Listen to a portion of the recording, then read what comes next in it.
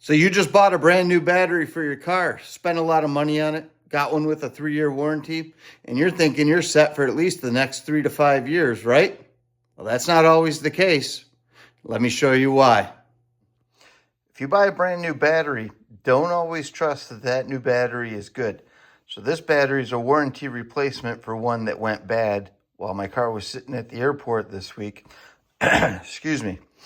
I took the old battery back, picked this one up. It's fresh, B6, looks like February of 26 production date. It's got a 2/26 stocking date on the shelf, so it's a brand new battery.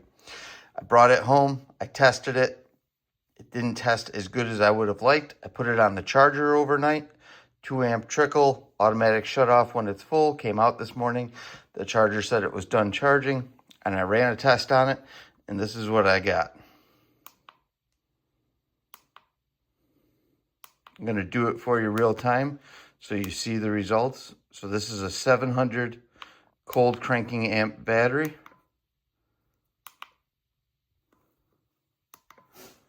Right there, we're going to set it for 700.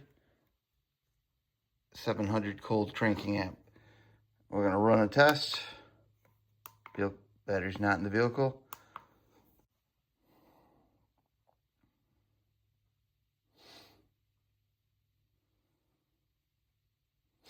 Right there, state of health, 64%. So this battery, this is the third time I've tested it since it charged overnight, and it's only got 593 cold cranking amps. I'm already down 100 from the rating. And usually when you get a battery, when I've tested these brand new, say it's a 700 cold cranking amp battery, it'll usually come back around 800, 810 or so.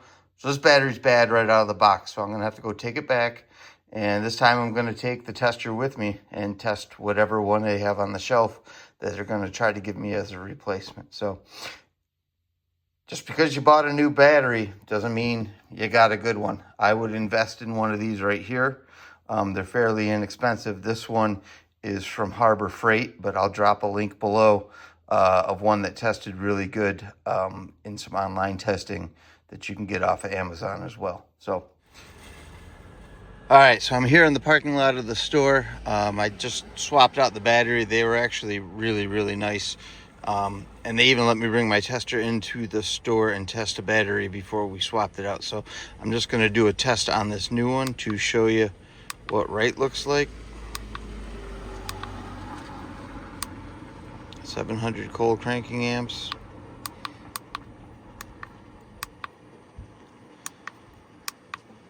And we're going to run the test here.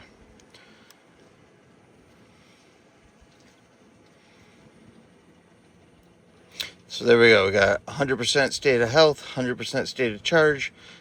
Measured cold cranking amps, 895. That's really, really strong. And our voltage is good at 12.62. So really happy with this one. We're going to take it home and get it installed. Okay, so I've got the battery home. I put it on my trickle charger.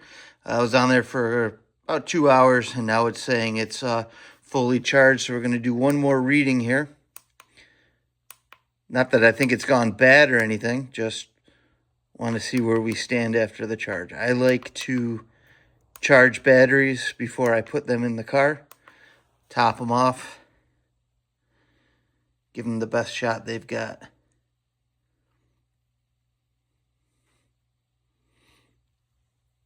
Okay, so we're still 100%, 100%, 865 cold cranking amps, and 13.08 volts. So it's good. I'm going to go ahead and install this one.